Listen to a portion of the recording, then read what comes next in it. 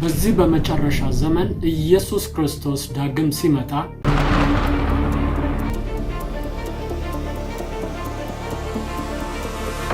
ከሚነጠቁትና ከሚወሰዱት መካከል ለመሆን ማድረግ ያለብን 3 ነገሮች ምንድናቸው የሚለውን ነገር በዚህ ቪዲዮ ላይ እንመለከታለን። ሰላም ቅዱሳን ሁሉ መልካም ክብር ለኢየሱስ ይሁን። እኔም ባለቤቴም በንዙሪያ ያሉ ቤተሰቦቼ ሰላም ናቸው። እኔ አገልጋይ ፊልሞን ነኝ። ይህንን ቪዲዮ ላይክ እና ሼር አድርጉ። ሰብስክራይብ ያላረጋችሁ ሰብስክራይብ አድርጉ። ይህንን ጥቅስ አብረን እናነብና ከዚህ ጥቅስ ውስጥ ማድረግ ያለብንን 3 ነገሮች ምንድናቸው የሚለውን ነገር እናያለን። ማቴዎስ ምዕራፍ 25 ከቁጥር 1 ጀምሮ ያለውን አብረን እናነባለን። በዚያን ጊዜ መንግስተ ሰማያት መብራታቸውን ይዘው ሙሽራውን ሊቀበሉ የወጡ 10 ቆነጃጅትን ትመስላለች። ከነርሱም 5ቱ ሰነፎች 5ቱም ልባሞች ነበሩ። ሰነፎቹ መብራታቸውን ይዘው ከነርሱ ጋር ዘይት አልያዙምና ልባሞቹ ግን ከመብራታቸው ጋር በማሰሯቸው ዘይት ያዙ። ሙሽራውን በዘገየ ጊዜ ሁሉ እንቅልፍ አላቸውና ተኙ። እኩለ ሌሊትም ሲሆን እነሆ ሙሽራው ይመጣል፣ ትቀበሉት ዘንድ ውጡ የሚል ውካታ ሆነ። በዚያን ጊዜ እነዚያ ቆነጃጅት ሁሉ ተነሱና መብራታቸውን አዘጋጁ። ሰነፎቹም ልባሞቹን መብራታችን ሊጠፋብን ነው፣ ከዘይታችሁ ስጡን አሏቸው። ልባሞቹ ግን መልሰው ምናልባት ለእኛና ለእናንተ ባይበቃስ ይልቅስ ወደሚሸጡት ሄዳችሁ ለራሳችሁ ግዙ አሏቸው። ሊገዙም በሄዱ ጊዜ ሙሽራው መጣ። ተዘጋጅተውም የነበሩትም ከእርሱ ጋር ወደ ሰርጉ ገቡ፣ ደጁም ተዘጋ። በኋላም ደግሞ የቀሩት ቆነጃጅት መጡና ጌታ ሆይ ክፈትልን አሉ። እርሱ ግን መልሶ እውነት እላችኋለሁ አላቃችሁም አለ። ቀኒቱንና ሰዓቲቱን አታውቁምና እንግዲህ ንቁ ይላል። ይህንን ጥቅስ አብዛኛው ሰው አይረዳውም፣ ምክንያቱም ውስጡ ላይ ብዙ የሆኑ በምሳሌ የተነገሩ ንግግሮች ስላሉ ማለት ነው። የመጀመሪያው ምንድነው ማድረግ ያለብን ከተባለ መንፈስ ቅዱስን መያዝና መንፈስ ቅዱስን መቀበል አለብን። አብዛኛው ክርስቲያን የሆነ ፐርሰን ይህ ነገር እኔን አይመለከተኝም ብሎ ሊያስብ ይችላል። ነገር ግን በደንብ ትኩረት አድርጋችሁ እንድትሰሙኝ ፈልጋለሁ። እዚህ ነገር ላይ ዘይት የሚለው የመንፈስ ቅዱስን ምሳሌ ያሳያል። በብሉይ ኪዳን ላይ ሰዎች አኖይንት ሲደረጉ ዘይት ሲፈስባቸው ያ የመንፈስ ቅዱስ ምሳሌና ያ ዘይት ሲነጋቸው መንፈስ ቅዱስ በእነሱ ላይ በኃይል ሲወርድ እንደነበር እናስታውሳለን። ልክ እንደዛው ደግሞ በአዲስ ኪዳን ላይ በመንፈስ ቅዱስ ሰዎች ሲጠመቁ ኃይል ከላይ ሲመጣባቸው ደግሞ እናያለን። ዘይት አንዱ ጥቅሙ ምንድነው ካላችሁ መብራትን ለማብራት ያገለግላል። መጽሐፍ ቅዱስ ላይ ብሉይ ኪዳን ላይ ሄደን አንድ ጥቅስ እናያለን። አንተም መብራቱን ሁልጊዜ ያበሩት ዘንድ ለመብራት ተወቅጦ የተጠለለ ጥሩ የወይራ ዘይት እንዲያመጡልህ ለእስራኤል ልጆች እዘዛቸዋል። ስለዚህ ዘይቱ ለምንድን ነው የሚጠቅመው ካላችሁኝ መብራቱን ለማብራት ነው። በእግዚአብሔር መቅደስ ውስጥ ሁልጊዜ መብራት እንዳለበት እግዚአብሔር ለሙሴ አዞታል። እዚህ ጋርም ደግሞ ኢየሱስ የተናገረው ምሳሌ ጋር ስታዩ በቋሚነት መብራት መቻል አለበት መብራቱ። ይህ መብራት ደግሞ በቋሚነት እንዲበራ ምን ያስፈልጋል? ብዙ ዘይት ያስፈልጋቸዋል። መጽሐፍ ቅዱስ ስለኛ ሲናገር ምን ይላል? እናንተ የዓለም ብርሃን ናችሁ ይላል። የዓለም ብርሃን ሆነን ለዓለም ማብራት ካለብን ምን ያስፈልገናል ካላችሁኝ መብራቱ እንዲበራ የሚያደርግ ዘይት የሚባል ነገር ያስፈልገናል። ያ ዘይት ደግሞ መንፈስ ቅዱስ ይባላል። መንፈስ ቅዱስ በውስጣችን ካለ ለዓለም ማብራት የምንችልበትን ህይወት መኖር እንችላለን። መንፈስ ቅዱስ ከሌለ ግን ኢየሱስ ክርስቶስ አያውቀንም። ባይዘው ለምን እንደዚህ ያልክ ካላችሁኝ ሮሜ 8 ላይ ሄደን እናያለን። ቁጥር 9 ላይ እንዲህ ይላል፣ የክርስቶስ መንፈስ የሌለው ከሆነ ግን ይኸው የእርሱ ወገን አይደለም ይላል። ስለዚህ የክርስቶስ መንፈስ ከሌላችሁ የእርሱ ወገን አይደላችሁ። ኢየሱስ ክርስቶስ አያውቃችሁ።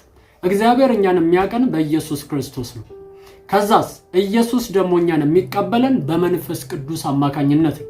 ለምን ስትሉኝ የርስታችን መያዣ የታተምንበት መንፈስ ቅዱስ ስለሆነ ማለት ነው። ክርስቲያን ያልሆናችሁ ሰዎች ጌታ ኢየሱስን በማመን የመንፈስ ቅዱስ ስጦታ ተካፋይ መሆን ትችላላችሁ። በኢየሱስ ክርስቶስ አምናለሁ እያላችሁ ደግሞ መንፈስ ቅዱስን ተቀብያለሁ አልተቀበልኩም የሚለውን ግራ የሚገባችሁ ሰዎች ትኖራላችሁ። መንፈስ ቅዱስ እንደተቀበላችሁና እንዳልተቀበላችሁ የምታውቁበት አንዱ መንገድ ምንድነው ካላችሁኝ በእናንተ ውስጥ ስለሚሆን ከእናንተም ጋር ስለሚሆን ታውቁታላችሁ ብሎ ኢየሱስ ክርስቶስ በዮሐንስ 14 ላይ ተናግሯል። ስለዚህ የምታውቁት ከሆነ ተቀበላችኋል። እንዳልተቀበላችሁ ግን የምታውቁና እርግጠኛ ማትሆኑ ሰዎች ደግሞ መንፈስ ቅዱስን አልተቀበላችሁ። ጳውሎስ እንደዚህ ያላቸው ባመናችሁ ጊዜ መንፈስ ቅዱስን ተቀበላችሁ ብሎ ጠየቀ። ስለዚህ ባመናችሁ ጊዜ መንፈስ ቅዱስን ልትቀበሉ ያስፈልጋችኋል። እምነታችሁን ቼክ እንድታረጉ አሳስባችኋል። ሁለተኛው ደግሞ የሃይማኖት መልክ ኖሯችሁ ነገር ግን በግል ከመንፈስ ቅዱስ ጋር ህብረት ከሌላችሁ። እነዚህን 10ን ቆነጃጅት ካያችሁ 10ም መብራት አላቸው። ይህ ማለት ምንድነው? አማኝ ነን ብለው የሚያስቡ ወይም ደግሞ አምነናል ብለው ራሳቸውን የሚቆጥሩ ሰዎች ናቸው። ነገር ግን በሁለቱ መካከል ያለው ልዩነት ምንድነው ካላችሁኝ፣ እነዚህ ብዙ አድርገው የያዙት ነገር አለ፣ እነዛ ደግሞ ያልያዙት ወይም ደግሞ በቂ ያልሆነ ነገር አለ ላይፋቸው ላይ። አብዛኞቻችን በክርስቶስ ኢየሱስ አምነን ሊሆን ይችላል። ከእግዚአብሔር ጋር ጥብቅ ህብረት የሌለን፣ ቃሉን የማናነብ የማንጸልይ ሰዎች፣ የእናትና አባት ሃይማኖት ነው ብለን የምንከተል ሰዎች ካለን ይህ እነዚህን ሰዎች ይወክላል። ነገር ግን የሚያድናችሁ ወይም እንድትነጠቁ የሚያደርጋችሁ አንዱ ነገር ምንድነው ካላችሁኝ፣ በግላችሁ ጌታን ማወቃችሁ ነው እንጂ በቡድን ወይም በህብረት አይደለም ጌታን የምታውቁት። እግዚአብሔር እናንተን ብቻችሁን ይፈልጋችኋል።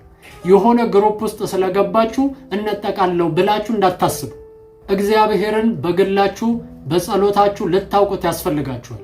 እነዚህን ሰዎች አይታችሁ ከሆነ መጨረሻ ላይ ምንድነው ያሉት? እባካችሁ ዘይት ምን በሉን አበድሩን ብለው ከሰው ነው የጠየቁት።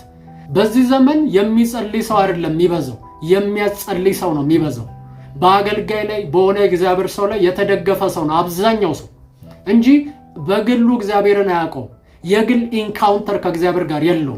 መጽሐፍ ቅዱስ ላይ የምናያቸው እንዳለ ክርስቲያኖች ከእግዚአብሔር ጋር በግል ኢንካውንተር አላቸው። የተነካኩ ሰዎች ናቸው። ጌታን በትክክል ጠንቅቀው የሚያውቁ ሰዎች ናቸው። ስለዚህ በሰው ጸሎት የምትድን እንዳይመስል፣ በግል ጌታን ማወቅ ይኖርብሃል። አገልጋይ በጣም ግዴታ ነው፣ ያስፈልጋል፣ መስት ነው፣ መጽሐፍ ቅዱሳዊ ነው።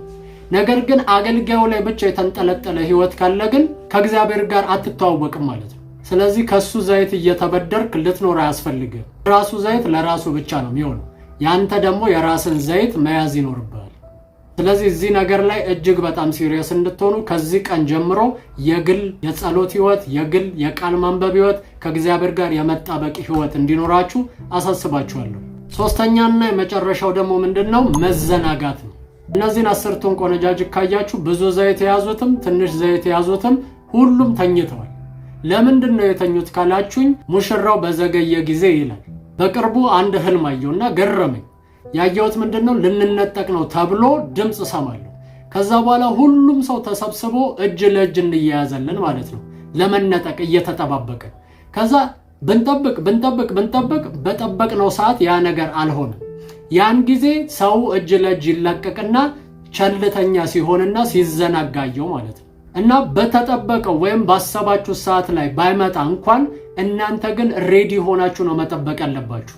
የመምጣው ጊዜ እየዘገየ ያለው እየታገሰ ያለው ሌሎች መዳን ስላለባቸው። ስለዚህ በዚህ ቆይታ ውስጥ ግን መዘናጋት የሚባል ነገር ይመጣል። አብዛኛው ሰው በክርስትና ህይወት ውስጥ እየኖረ ጌታን በመጠበቅ ውስጥ እየኖረ እያለ መሃል ላይ ግን የመዘናጋት ህይወት ውስጥ ይገባል። ከዛ በኋላ ትርፍ ነገር፣ ቋሚ ነገር፣ ለቀጣይ ህይወቱ የሚጠቅም ነገር አይዝም። ከዛ በኋላ መሃል ላይ ፍራስትሬት ያደርጋል፣ ህይወቱ ይመሰቃቀላል። ከዛ በኋላ ባክ ወደ ማድረግ ውስጥ ይገባል ማለት ነው።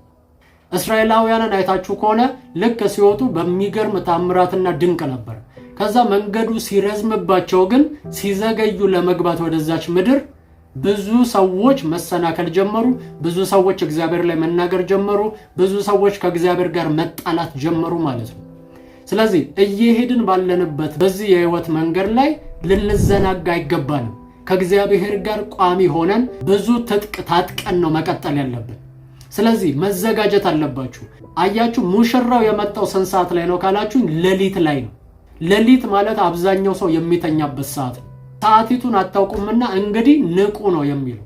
ስለዚህ ማንኛውም ሰዓት ላይ ንቁ ሆናችሁ ተዘጋጅታችሁ መያዝ ያለባችሁን ትጥቅ ሁሉ አሟልታችሁ የጌታን መምጣት እንድትጠባበቁ አሳስባችኋለሁ። ስለዚህ ምን ልትለን ነው ዛሬ ካላችሁኝ፣ ከእግዚአብሔር ጋር በግላችሁ እጅግ በጣም ተዋወቁ። መንፈስ ቅዱስን በኃይል ተቀበሉ። ከመንፈስ ቅዱስ ጋር ህብረት ይኖራችሁ። የመጨረሻው ደግሞ አትዘናጉ። ጌታ በየትኛው ሰዓት እንደሚመጣ አናውቅምና ሁል ጊዜ ነቅተን በመንፈሳዊ ነገር ዝግጁ ሆነን ትርፍ ነገር ይዘን እንድንጠብቅ አሳስባችኋለሁ። ይህ ቪዲዮ ነክቶኛል፣ ጌታን መቀበል ፈልጋለሁ፣ ደሞም ባክ አድርጌያለሁ የምትሉ ሰዎች ይህንን ጸሎት እንድትጸልዩ አሳስባችኋለሁ። መጨረሻ ላይ ደግሞ በሚቀመጠው ስልክ ቁጥር ለመማር ሜሴጅ ጻፉልኝ። እኔ የምለውን በማለት ኢየሱስን ወደ ህይወታችሁ ጋብዙት። እግዚአብሔር አምላክ ሆይ ዛሬ ወደ አንተ ስለጠራኝ አመሰግናለሁ።